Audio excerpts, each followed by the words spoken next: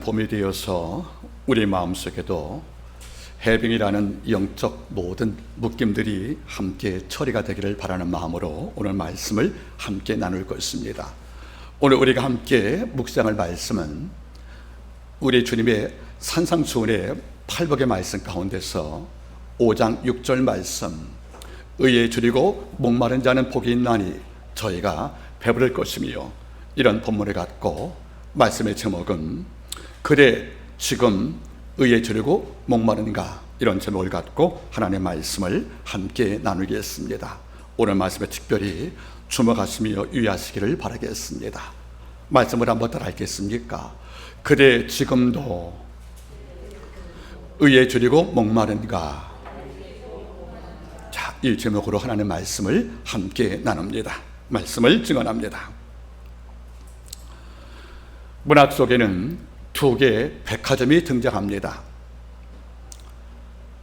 문학 속에서 우리가 볼 수 있는 두 개의 백화점이 있는데, 그 첫째 백화점이 1884년 프랑스 작가 에밀 졸라가 집필했던 여인들의 행복백화점이라는 소설이 있습니다.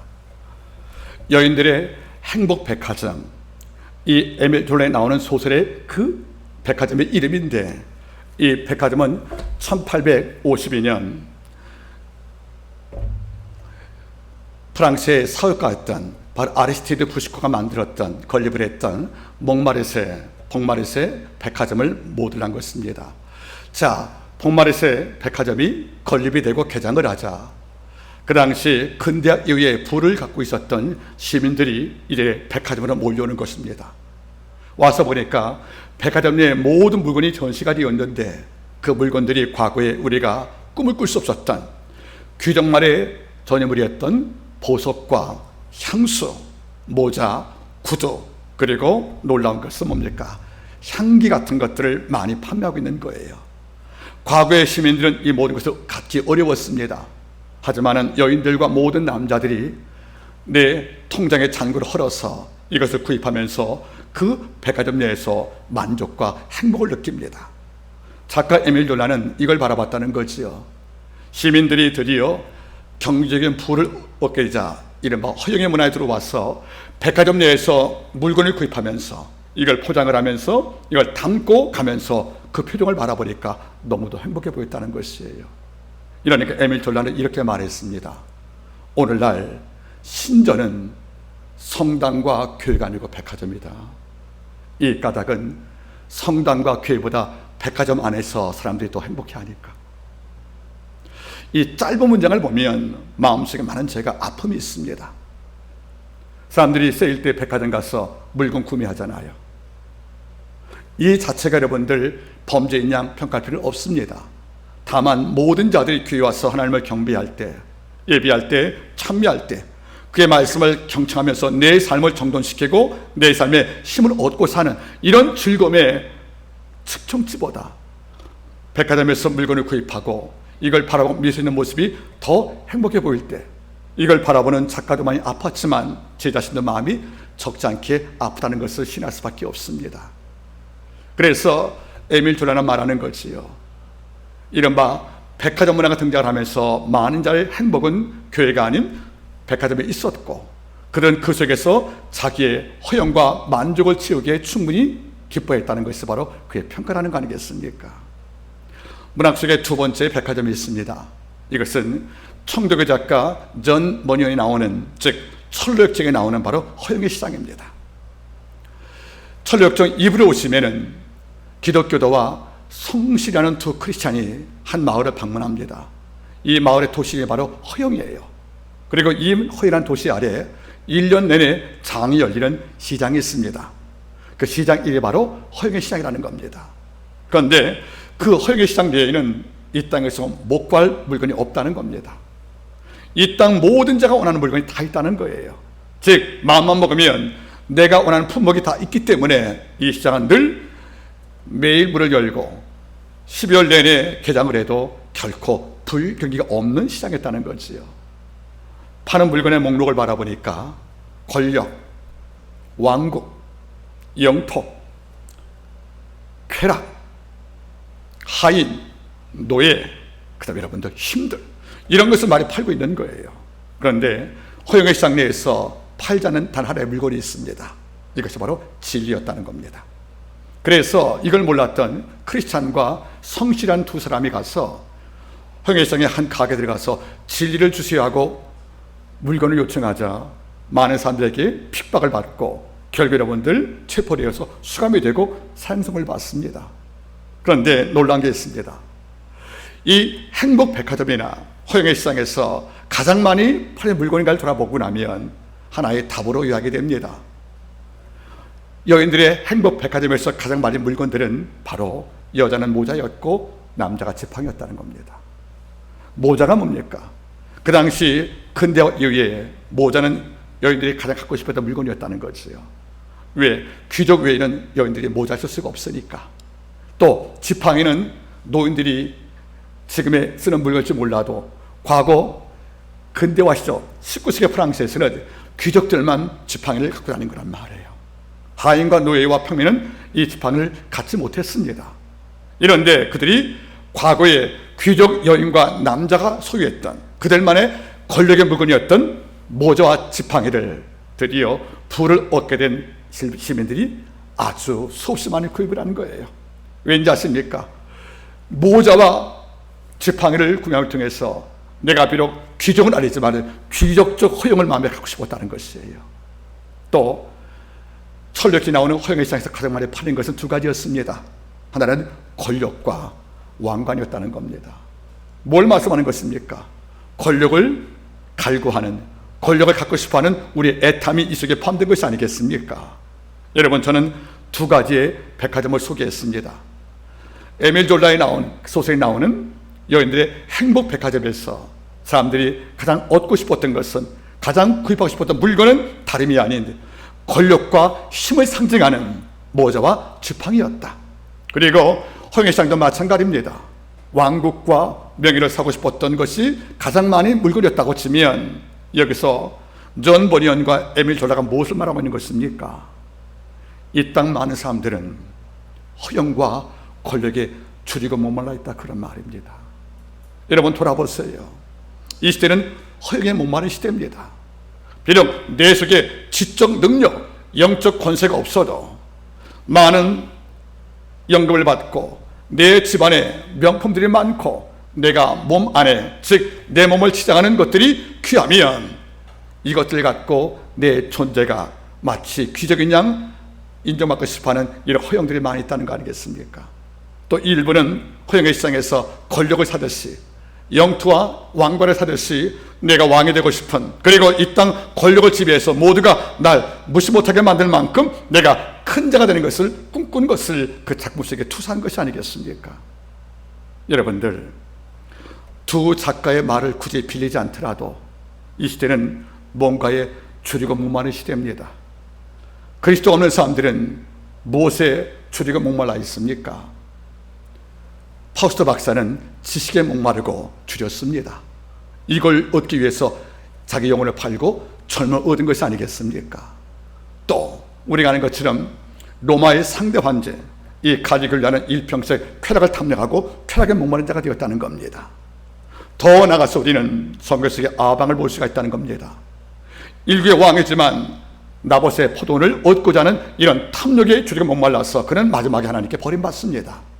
여러분 어떻습니까? 이 땅의 모든 자는 지금 목마르고 줄인 상태에서 뭔가 찾고 있다는 것이 아니겠습니까?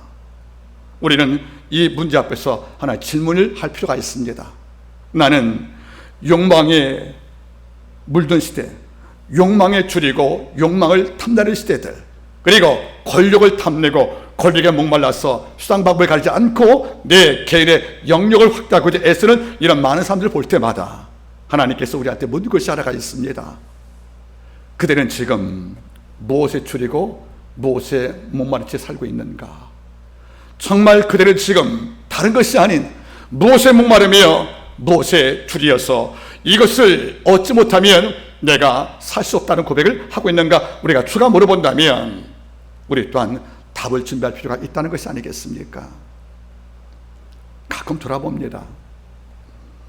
1930년대 뉴올리안스 시대를 배경으로 했던 희극이 하나 있습니다.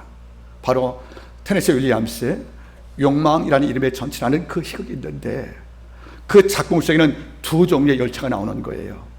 첫째 열차 이름이 욕망이라는 이름이라는 전차가 있습니다. 실제 있었습니다. 그 두 번째 열차 이름이 묘지라는 이름을 가진 전차가 있었습니다. 그러면 테네시 윌리엄스가 이 두 열차를 왜 대비했는가 하는 문제예요. 그것은 욕망이라는 이름의 전차에 타서 이걸 즐기면 어느 순간 우리는 어디 가는 것입니까? 묘지라는 이름이라는 전차를 타고 나서 결국 죽을 수밖에 없다는 것을 이 작가는 암시하고 있다는 것이 아니겠습니까?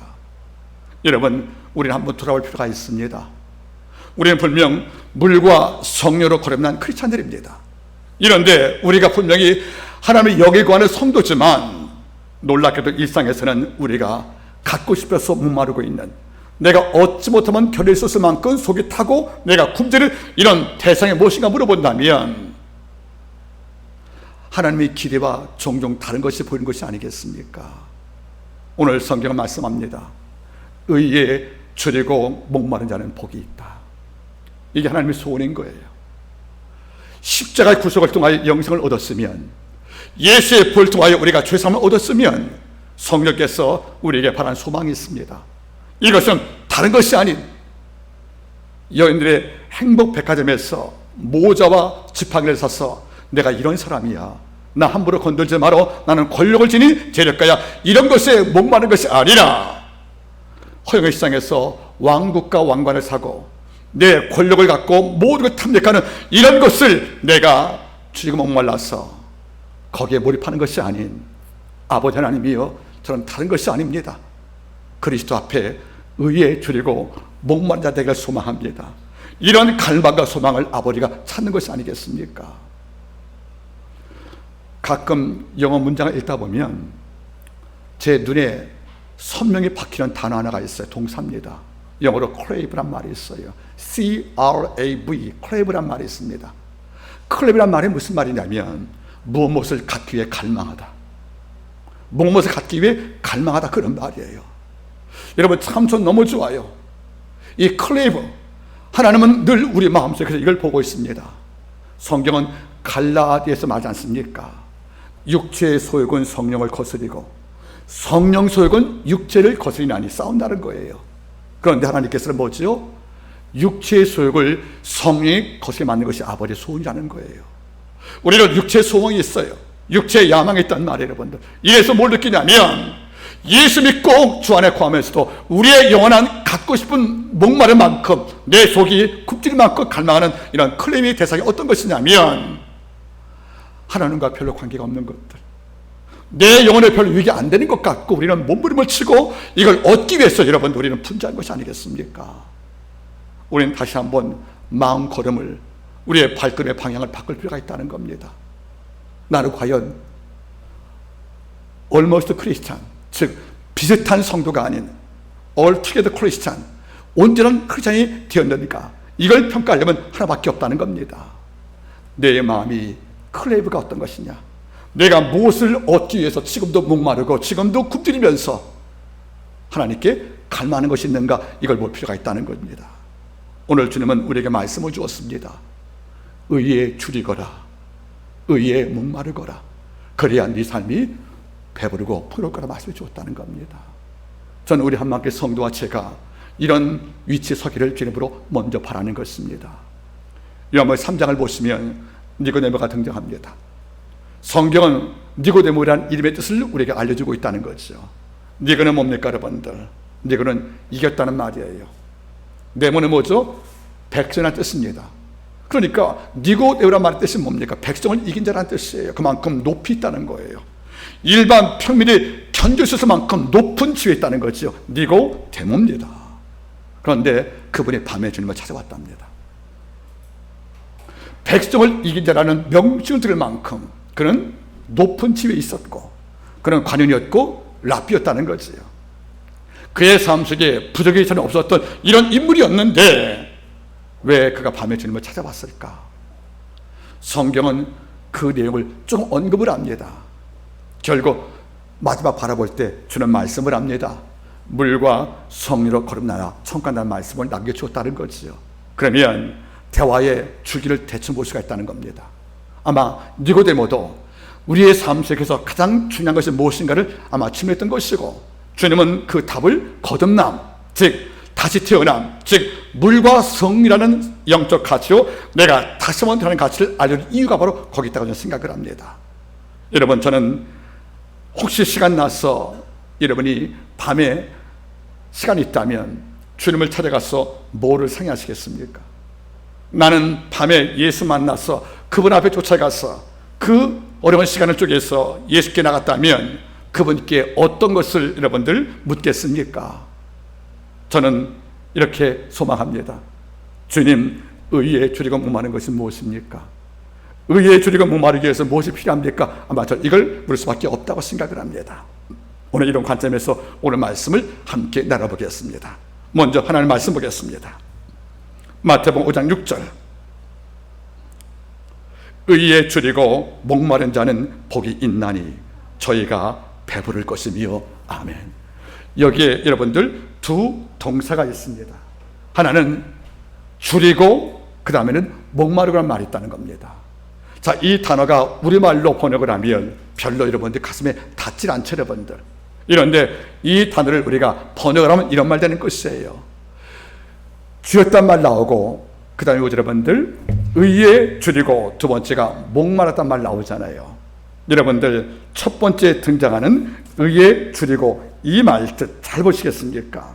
여기서 줄였단 말은 성경 언어로 여러분들 페이논테스입니다. 페이논테스, 이것은 창자와 창자가 붙어서 여러분들 움직일 수 없다, 그런 말이에요. 등골이 붙어버린 것입니다. 먹질 못해서.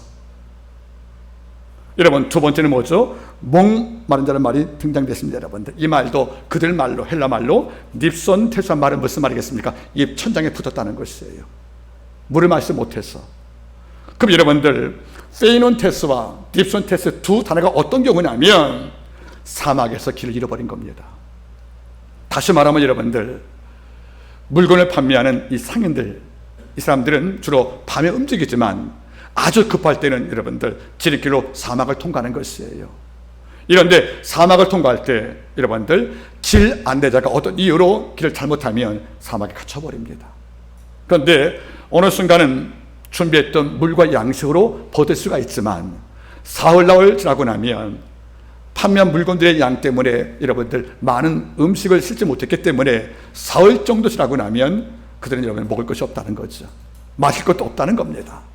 이런 상태에서 일주일간 사막에 갇혀 있으면 제일 먼저 여러분들 속이 굶주린 거예요. 양식이 없으니까. 두 번째는 물이 고갈되어서 천장에 혀가 붙어버린 겁니다. 여러분 돌아보세요. 천장에 혀가 붙고 창자가 여러분들 말라 비틀어진 겁니다. 이런 상태에 처한 상인들은 사는 방법이 하나밖에 없는 거예요. 어디서 한 줌의 빵, 그리고 한 줌의 물을 마셔야 내가 사는데 이게 없다는 겁니다. 이러니까 그들은 뭔지 아십니까? 말라버린 이 사막을 손으로 파는 거예요. 뭘 구하려고 여러분들? 물줄기 한 방울 찾으려고 여러분. 그리고 붙어버린 창자의 고통을 이기려고, 꼬이는 창자의 고통을 이기려고 그들은 여러분들 내가 준비했던 낙타와 나귀를 잡아먹는 겁니다. 그런데 사막에서 물이 안 나오니까 사막 갇혀버린 상인들은 줄이고 목마른 상태에서 해방되기 위해서 하나의 방법을 고안했습니다. 물건 실은 나귀 있죠. 나귀를 잡아서 그의 살찜을 먹었고 그 피를 마셨다는 겁니다. 이런 평소 같은 못하는 거잖아요. 이런데 내가 지금 페이논테스, 굶주린 거예요. 내가 지금 닙손테스, 목마른 거예요. 하루만 더 지나면 내가 살 수가 없단 말이에요. 이러니까 내가 살기 위해서 평소에 하지 않은 행동한 겁니다. 그것이 뭔지 아십니까? 내 짐을 운반해줄 나귀를 잡아서 고기를 먹는 거예요. 그 피를 마신 거죠. 여러분들 평소 같으면 일하시겠습니까? 못하잖아요. 역겨워서 여러분들. 이거 했다는 거지. 그게 뭔지 아십니까? 내가 살기 위해서. 이걸 주님은 우리에게 염려해 주신 겁니다. 너희가 사막 갇힌 상인들이 일주일간 길을 찾지 못하여 갇혀 죽음을 앞둘 경우에 창자는 말랐고 천장에 해가 붙어서 네가 생존 불가의 이런 고통을 처할 때 네가 어떻게 살더냐? 네가 살기 위해서 어떤 선택을 했느냐? 예, 남들이 조롱할 수 있는, 남들이 비판할 수 있는, 아니 역겨울 만한 행동을 했습니다. 이게 뭐냐? 내가 아끼는 날의 짐을 운반하는 미물인 낙에 잡아서 먹고 그래 피를 마셨습니다. 이걸 말씀하는 거예요. 성령 안에 거하는 백성은 신앙이 성장하면 의에 줄이고 목마른 거예요. 내 안에 의가 없구나, 내 안에 의가 부족하구나. 그래서 이 의를 내가 채우려고, 이 의의 영을 내가 갖기 위해서, 의의 마음, 의의 삶의 틀을 갖기 위해서 우리는 굶주린 내 영혼이 의에 굶주렸고 의에 목마른 내 영혼이 더 이상 못할 리 없을 만큼 몸부림을 치는 것, 이것이 바로 오늘 말씀의 내용이라는 것이 아니겠습니까? 가끔 저도 친구를 만난답니다. 때로 목회자를 만나기도 하고 일반 벗도 만나기도 하는 거예요. 그들의 입에서 많은 말이 나올 때 어떤 말이 참 귀에 거슬려요. 그것은 크리스천에서 해야 할 말들이 아니고 행동이 아닌 거예요. 그래서 다 들은 이후에 조용한 말로 이야기를 하죠. 네가 지금 취한 삶의 내용들이 별로 하나님 앞에 합당치 못한 것 같은데 고치지 않겠니? 이러면 들을까? 안 들어요. 저는 그리고 나서 돌아올 때 제 휴대폰 카톡에다가 글을 써놓습니다. 따라하겠습니까? 사람에게 삶의 기술은 가질 수 있어도 삶의 태도는 갖지 못한다. 삶의 기술은 가질 수 있어요, 여러분들. 삶의 태도 안 바뀌는 거예요, 여러분들. 그래서 삶의 태도를 자녀가 부모의 말을 듣니까 여러분들 어렵지 않습니까? 마찬가지인 거란 말이에요. 지금도 성령은 육체의 욕망과 야망에 네가 목마르지 말고 성령이 기뻐하는 의에 줄이고 목마른 삶에 네가 목말라 그리고 이걸 위해서 애쓰거라 이런 말을 주지만 우리의 삶의 태도가 쉽게 변치 않지 않습니까? 수없는 말씀을 듣고도 우리의 관심은 귀에 밖에 있는 것이고 수없는 말씀을 묵상하고 하나님의 말씀을 우리가 필사하고 하나님의 말씀을 연구하지만 우리의 삶은 여전히 성령 안에 의에 줄이고 목마른 삶을 추구하는 것과 우리가 멀지 않습니까? 이런 안타까움이 있다는 거예요. 삶의 기술은 가질 수 있지만 삶의 태도는 가지 없다는 것이 바로 이런 말이 아니겠습니까? 오늘 이 본문을 갖고 한번 우리 묵상해 볼까요, 여러분들? 먼저 의라는 말이 무슨 말입니까? 의라는 말이 무슨 말일까? 해석이 여러 가지지만은 원문은 니카이 오순이라는 말 뜻이니까 똑바로 서 있다 그런 말이에요. 기준점이 옳다 그런 말인데 성경 말씀의 의라는 말은 두 가지 해석이 됩니다. 첫 번째 어떤 것이냐면 하나님과 나 사이의 바른 관계를 말하는 거예요. 즉 아버지가 싫어하는 것을 내가 하지 않는 거예요. 그리고 아버지가 기뻐하는 것을 내가 하는 거예요. 이것이 바로 의입니다. 즉 하나님과 나 사이의 마음의 흐름, 즉 에녹같이 하나님과 동의하는 관계, 이것이 바로 무슨 말이겠습니까? 바로 이것이 바로 의라는 겁니다. 하나님은 이걸 말씀하는 거예요. 네 삶의 좌표가, 네 삶의 중심이, 그리고 네 삶의 내용의 가장 소중한 초점들이 내가 준 말씀과 과연 부합하느냐. 하나님은 당신 속성과 우리의 영성에 맞기를 바라시는 거예요. 자비롭고 의로우시고 불의 앞에 분노하시고 약한 자에게 도움을 줄 수 있는 이런 아버지의 거룩한 속성과 내 영성이 부합할 때 이걸 아버지가 나보고 의롭다고 말씀하는 겁니다. 여러분 돌아보십시오. 살면서 하나님 제가 당신 마음에 듭니까? 이번 주 오전 교회에서 기도하고 또는 골방에서 기도하고 기도원에서 기도할 때 제가 이런 말이 나와요. 하나님, 제가 하나님 마음에 드시는지 모르겠습니다. 하나님 주신 말씀의 은사와 능력을 제가 수없이 소망을 했고 말씀을 증거하는 목회자가 되어서 매일 성경을 접하지만 성경 말씀에 담겨있는 하나님의 진심과 내 삶의 방향이 일치합니까? 제가 아버지와 좀 바른 관계를 맺고 살아서 내 삶 모두가 하나님 마음에 들고 있는지 모르겠다고 제가 하나님께 많이 물어봤다는 거예요.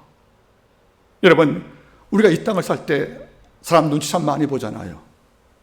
그만큼 반만 쪽에서 하나님 눈치 봤다면 우리 삶이 참 귀하지 않겠습니까? 어때 여러분들? 네가 과연 내가 기뻐하는 거 함께 기뻐해 봤느냐? 내가 기뻐하지 않는 거 너도 싫어해 봤느냐? 이런 관점에서 아버지의 삶의 그 방향과 그의 목적과 내 삶을 함께 맞춰 나갈 때 주는 말씀하는 겁니다. 너 의롭다고요. 여러분 돌아보시겠습니까? 성경 바라볼 때 사무엘상 24장 17절 말씀 보시면 사울과 다윗의 만남이 주어지는 거예요.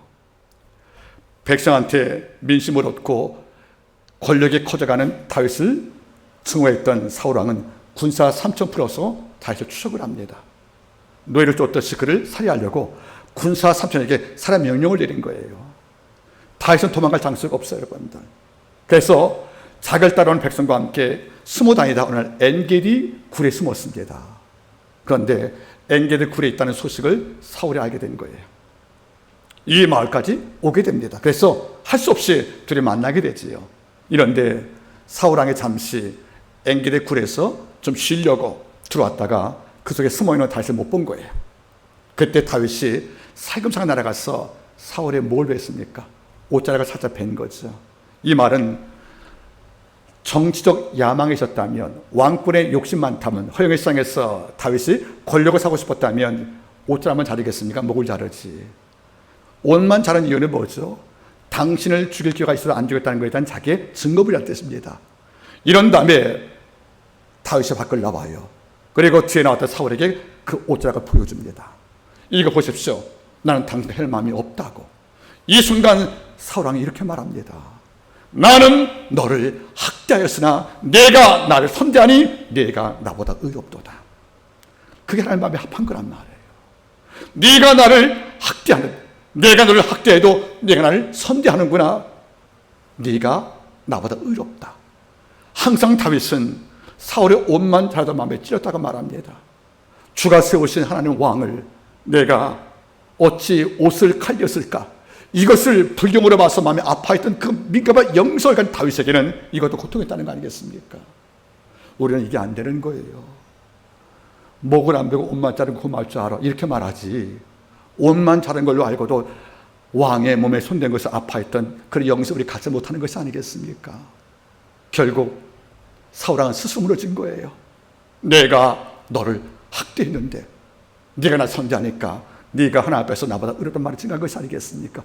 이런 삶을 얻기 위해서, 이런 삶을 내가 삶 속에서 이루기 위해서 목마르고 그리고 죽일 때 아버지가 그를 복제한다, 그런 말입니다. 믿는 성도의 영적 관심이, 그리고 기도할 제목이 이제는 패러다임에 바뀔 필요가 있는 것이 아니겠습니까? 보이는 복도 물론 중요하고 귀하지만 내 안에 영적 견관 성취가 건설되는 거란 말이에요. 그래서 원수가 학대할 때도 그를 축복을 하고 목을 벨 기회를 주어지어도 옷만 베고도 마음이 아파했던 이 다윗의 겸비하고 맑고 섬세한 영성을 취득할 때 모든 자가 이렇게 말하는 겁니다. 그대가 나보다 의롭습니다 하고 증명을 받는 거란 말이에요. 이것에 줄이고 목마를 때 아버지가 배부른다고 말씀한 것이 아니겠습니까? 여러분 보시기 바라겠습니까? 마태복음 5장 16절 말씀을 우리가 잘 알고 있습니다. 이같이 너희 빛을 사람 앞에 비추게 하여 저희로 하늘에 계신 너희 아버지께 영광을 돌리게 하라. 즉 착한 행실, 이 많은 것들이 뭡니까? 하나님의 의를 높이는, 그리고 내가 의로워지는 도구인 것을 오늘 성경을 통해 말씀한 것이 아니겠습니까? 여러분들 한만큼 모든 성도분들이 모두가 성자가 될 수는 없겠죠. 세인트레스이 어렵다 생각합니다. 하지만 우리의 크레이브, 우리의 갈망과 우리의 사모하는 마음이 어떤 것이냐면 아버지 하나님이여 기도합니다.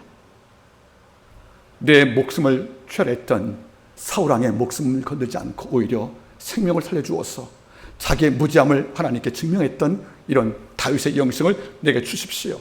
그리고 이런 영성을 갖고 사는 이런 의로움들이 내 마음에 갈망되기를 소망합니다. 이런 기도가 있기를 먼저 바라는 것입니다. 두 번째 의라는 말은 무슨 말이겠습니까? 이건 삶 속에 주어진 선행을 말하는 거예요. 삶 속에 맺는 성령 열매를 말하는 겁니다. 즉 예수를 믿고 삶 속에 내가 맺고 다니는, 즉 삶 속에 뿌리고 다니는 내 삶의 증거물들이 어떤 것이냐면 사랑, 실학, 화평, 오래 참음, 자비, 양선, 온유, 충성, 절제 같은 성령의 산물이 있을 때 이것이 삶의 의롭이라 그런 말입니다. 즉 도덕적인 의가 되는 것이 아니겠습니까? 여러분 잘 보기 바라겠습니까?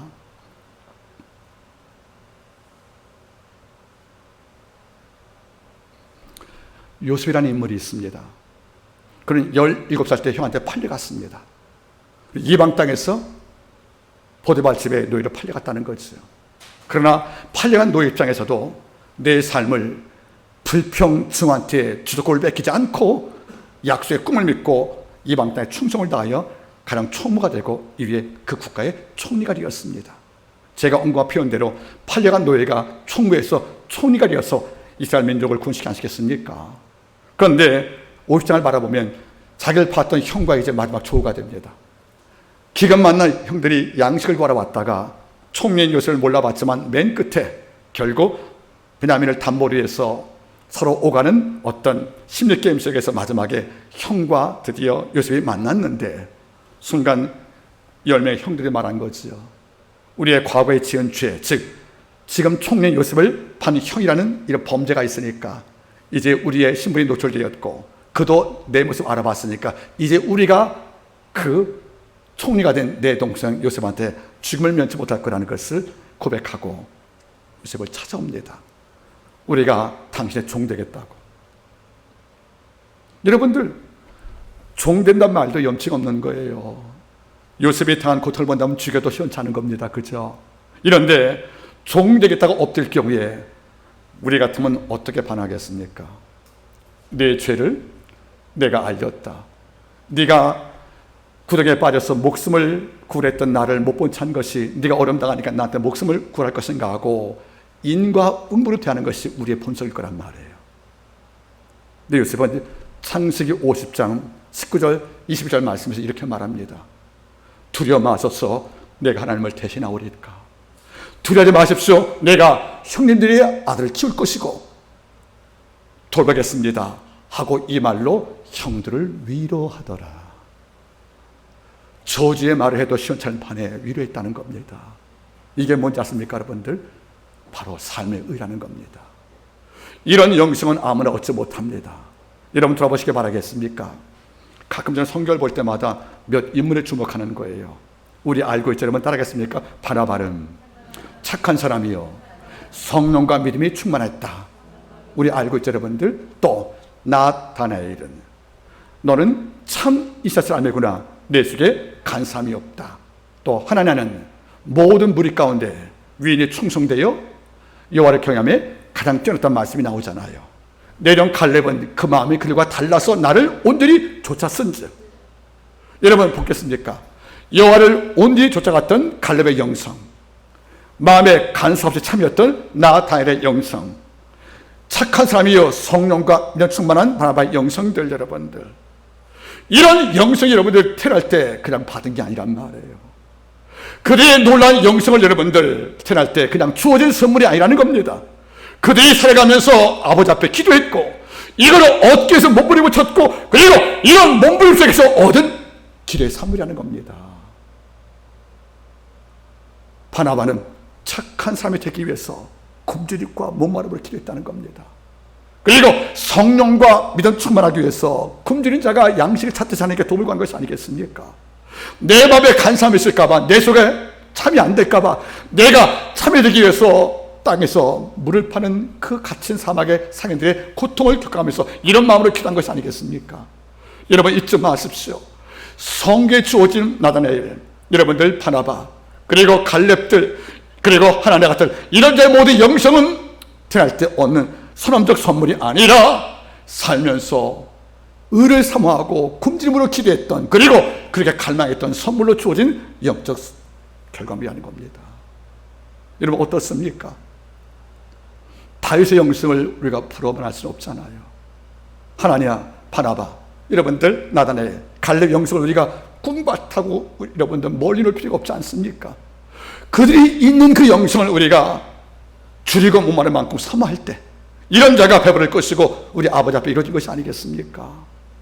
저는 한마디 모든 성도분들이 기도의 목록 가운데 이 부분이 총괄이었으면 참 좋겠습니다. 저는 늘 기도할 때마다 말씀을 전하는 목회자니까 시편 119편 18절 말씀이 빠지지 않는 거예요. 아침에 잠을 깨면 제일 먼저 그 기도가 나올 때가 많습니다. 여호와여, 내 눈을 열어서 주의 법에 기한 것을 보게 하옵소서. 여호와여, 내 눈을 열어서 주의 법에 기한 것을 매일 높고 깊고 바르게 보게 도와주옵소서. 말씀의 은사, 태어날 때 받는 게 아니잖아요. 하나님의 말씀을 증거한 능력들, 여러분들, 내가 하나님께 태어날 때 얻는 그냥 선물이 아니지 않습니까? 말씀의 은사와 지혜를 구하고, 여호와께서 제 눈을 열어서 주의 법에 기한 것을 보게 하심을 통하여 이 말씀을 증거할 때마다 성령 하나님이여 설득력, 감화력, 전달력을 주심을 통하여 이 말씀에 기름 부으시어 이 말씀이 증거된 곳곳마다 여호와여 살리는 말씀, 고치는 말씀, 깨우치는 말씀, 예수 믿게 하는 말씀을 선포하게 도와주옵소서. 이거란 말이에요, 여러분들. 이걸 일평생 의에 주리고 목마른 마음에 기도해왔다는 겁니다. 그래서 조금이나 얻을 수가 있다는 것이고, 얻었으면 감사하는 것이고, 여러분들. 성경 말씀에 언급된 위대한 종들의 아름다운 영성은 그냥 얻은 것이 아닙니다. 줄이고 목마르던 자가 이거를 해결하기 위해서 땅을 파고 나귀를 잡고 하다못해 피를 마셨던 것처럼 이런 엄청난 결정을 내리고 수고할 때 그 선물이 내게 주어진 것을 안다면 우리의 수고와 땀의 방향이 이제쯤 한 번쯤은 이 부분으로 바뀔 필요가 있는 것이 아니겠습니까? 여러분 어떻습니까? 가끔 저는 이렇게 고민할 때가 있어요. 우리 주님이 어느 날 한 마을을 건너갔어요. 근데 요한복음 8장 사건입니다. 한 여자가 끌려온 겁니다. 근데 알고 보니까 가늠하다가 현장에 잡혔다는 거예요. 그런데 가늠한 여인을 잡아왔으면 법정에 세워서 가늠의 당사가 남과 여니까 둘 다 데려와서 법정에 세워서 하나님의 공의를 물으면 될 것인데 남자는 살짝 빼놓고 여자만 데려와서 뭐 젠더 갈등도 아니고 예수께 물어본 거죠. 선생님, 당신께 답을 구한다고요. 모세 율법에는 이런 여인을 돌로 치라 했습니다. 그러니까 답을 알고 있다는 거예요. 이런데 당신은 어떻게 하시겠습니까?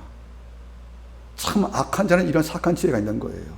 이유는 만약 주께서 모세 법대로 얘를 치라고 했으면 주가 원수를 사랑하는 말에 스스로 말을 뒤집는 거잖아요. 주의 말씀에 여러분들 공신력에 파괴가 있는 거지요. 또 여러분들 용서라 그러고 나면 모세법을 어긋나는 것이 아니겠습니까? 하나님의 말씀을 거역했다고. 그러니까 어떤 답을 주어도 주님은 올매 빠지는 겁니다. 그러니까 주님은 말씀하신 거죠. 너희 가운데 죄 없는 자가 먼저 돌로 치라고요. 이게 답이었다는 거예요. 그럼 어떤 자가 남을 정죄할 자격이 있다는 거예요?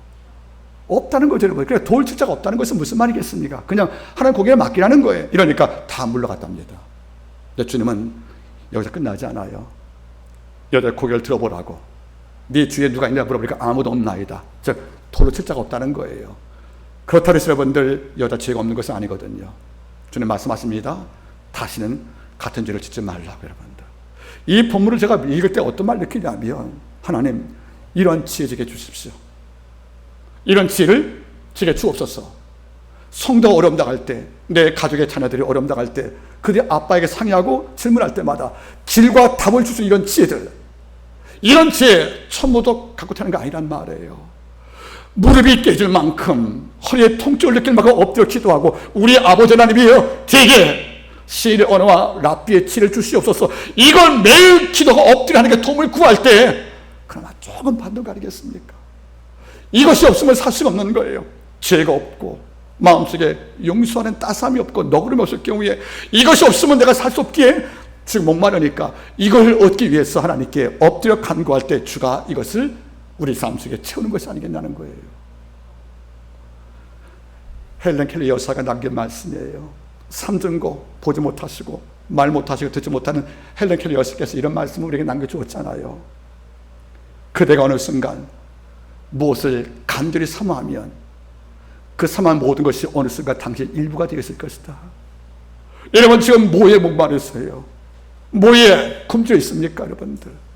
그게 아버지 앞에 하나님과 나 사이에 영적 보폭을 같이 걸어가는 에녹의 그 아름다운 동일한 삶을 위해서 줄이고 목마른 만큼 여러분들 힘들게 하나님을 도움을 구하고 있습니까? 아니, 여러분, 우리 도덕적 의가 아름다워서 모든 자가 볼 때마다 넌 정말 빛이다, 넌 소금이다, 너는 우리의 편지다. 여러분, 잘 보세요. 사도 바울 선생님은 우리한테 기독교인의 신자의 영적인 특성을 뭐라 했습니까? 그리스도의 편지라고 그랬어요. 여러분, 편지를 왜 쓰는 거예요? 만날 수 없으니까 쓰는 겁니다. 그렇죠? 얼굴 볼 때는 편지가 필요 없어요. 편지는 뭐죠? 못 만나니까 지금의 내 할 말을 글에 담았다는 거예요. 하나님이 이 땅에 이방인 만날 수 없잖아요. 이러니까 민들 속을 당시에 편지로 삼았다는 거예요. 그러니까 우리의 삶에서 예수의 말씀이 설명되고, 이 땅 많은 이방인이 우리 삶을 읽고 하나님을 아는 것이 아니겠습니까? 이렇게 믿는 성도는 이 땅 많은 백성한테 잘 읽혀져야 합니다. 그런데 우리를 읽은 이방인들이 뭐라 하는지 아십니까? 자신들과 별 차이가 없대. 또 어떤 분은 우리보다 못하다고 오히려 우리를 비방할 수 있어요, 여러분들. 잘못 읽혀진 겁니다. 이런 까닭에 우리는 뭡니까? 아버지여, 이 땅에 착한 수금으로, 착한 빛으로, 그리고 잘 읽히는 편지가 되기 위해서 하나님, 제가 의를 사모하고 굶주릴 만큼 당신을 소망한다는 말을 기도할 때 아버지가 응답하는 것이 아니겠냐, 그런 말이에요, 여러분들. 사도 바울은 빌립보 교인에게 남긴 1장 20절 말씀 이하가 지금도 제게는 감동이 됩니다. 사도 바울의 일평생 엎들 때마다 그의 첫 기도가 무엇이었을까 돌아본다면 추측컨대 이 기도였을 거예요. 나의 간절한 기대와 소망을 따라. 간절한 말이 뭐죠? 크레이브. 늘 잊지 못하는 하나의 꿈이 있었다는 거예요. 되고 싶어하는 하나의 형상이 있었다는 것이 아니겠습니까? 나의 간절한 기대와 소망을 따라 아무 일이든지 부끄럽지 아니하고 우리 전과 같이 이제도 온전히 담대하여 내가 살든지 죽든지 내 몸에서 그리스도가 존귀되려 하지 하나니, 이는 내가 사는 것도 그리스도요 주는 것도 유익이란 말. 사는 것도 그리스도, 주는 것도 그리스도예요, 여러분들. 바울의 심장을 움직였던, 그가 골방을 들어갈 때마다 자기 전체 영혼을 몰입하게 만든 하나의 갈망, 크레이브가 어떤 것이냐면, 무엇이 바울을 목마르겠고 바울을 굶주렸던 갈망의 대상이었냐면 아무 이런지 부끄럽지 않는 도덕적 의와 영성을 기르겠다는 겁니다. 과거에 제가 언급했죠, 여러분들. 그냥 사는 사람과 사유하는 사람은 같은 사람이 아닌 거예요. 그냥 믿는 사람과 생각하며 믿는 사람이 같은 사람이 아닌 거란 말이에요. 저는 살면서 다른 것은 별로 이야기를 안 해요. 뭐 능력이 없을 수 있잖아요, 그렇죠? 뭐 말을 더딜 수 있고, 뭐 인물이야 뭐 돼지 뭐 얼굴 보고 잡는 거 아니니까 뭐 중요한 문제 아니란 말이에요. 근데 여러분들, 생각이 없이 삶을 보면 너무도 마음이 아픈 거예요. 특히 젊은 세대가 생각하지 않고 살면 앞으로 그 아이가 커서 가정을 이루고 자식을 낳고 한 집안의 지아비가 될 텐데 어찌 끌어갈 거, 이런 안타까움이 있다는 거예요, 여러분들. 여러분, 잊지 마세요. 믿는 성도는 스마트 페이스, 똑똑한 이심 있기가 필요한 것입니다. 다시 말하면 지금 내가 무엇을 구해야, 무엇을 목마른 만큼 갈망을 해야, 내가 어떤 것에 굶주려서 이렇게 바짝 엎드려 도움을 청해야 내가 아버지 앞에 네가 나보다 어렵던 말을 이 땅에 듣게 할 것인가, 이런 문제가 있다는 것이 아니겠습니까? 여러분들, 이제 봄이 왔습니다. 내 마음의 주도권 누구한테 있습니까? 지금 내 삶을 끌어간 주도권이 무엇에 있습니까? 지금도 욕망입니까? 지금도 왕국과 권력을 삼았던 허영의 시장에 그 풍물이 내 속에 있습니까? 내가 지금도 행복 백화점에서 모자, 구두와 지팡이를 샀던 이런 권력 취향의 야망이 내 속에서 지금 날 끌어가는 주도권의 중심이 되었습니까? 이것을 목말라 지금도 못 부리붙이고 있습니까? 부탁입니다. 조금만 시선을 바꾸어서 주님 바라보십시오. 그분이 말씀할 겁니다. 의에 줄이고 목마른 너를 보고 싶다고. 의에 줄이고 목말라서 늘 아버지 앞에 이것을 갈망하는, 크레이브하는 이런 너를 보고 싶다고. 이럴 때 하나님께서는 거기에 순종하여 이해할 때 그 다음 답이 뭡니까? 저희가 배부를 것이며 충만한 이른바 플레로 충만되어서 모든 자가 바라봐도 그 영성을 본다는 거예요. 즉 항아리에 물이 넘치고 살듯이 우리의 언어 한마디에 크게 넘치고 사는 거예요. 말 한마디가 은혜롭고 말 한마디가 정말 복된 이런 말이 그의 삶에서 원해서 그냥 넘칠 수밖에 없다는 것이 아니겠습니까?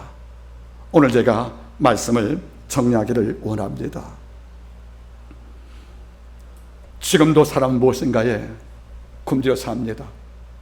그리고 목말라 삽니다.